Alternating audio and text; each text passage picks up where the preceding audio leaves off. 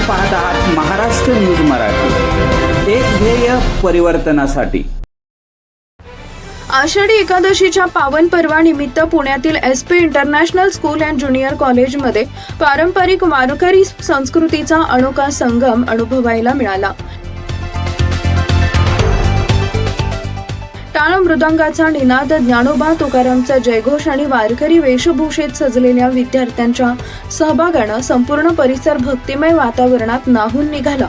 पाहूया हा विशेष वृत्तांत। अमर एज्युकेशन सोसायटी संचलित SP international school and junior कॉलेजमध्ये आषाढी एकादशीचा औचित्य साधून भव्य दिव्य पालखी सोहळ्याचं आयोजन करण्यात आले। या सोहळ्यात विद्यार्थी, शिक्षक आणि शिक्षकेतर कर्मचाऱ्यांनी मोठ्या उत्साहाने सहभाग घेतला। कार्यक्रमाची सुरुवात अमर एज्युकेशन सोसायटीचे संस्थापक अरुण भाऊ सोकांडे पाटील आणि संस्थापिका मंगलताई सोकांडे पाटील यांच्या शुभ हस्ते विठ्ठल रुक्मिणी यांच्या प्रतिमेचं पूजन व आरती करण्यात आली। यावेळी संस्थेचे अध्यक्ष रेडेकर सर तसेच दत्तात्रय साळेकर उपस्थित होते। आरतीनंतर पालखी सोहळ्याला उत्स्फूर्त वातावरणात प्रारंभ झाला। वारकरी वेशभूषेत सजलेल्या विद्यार्थ्यांनी टाळ मृदंगाच्या गजरात आणि ज्ञानोबा तुकारामच्या जयघोषात दिंडी काढली।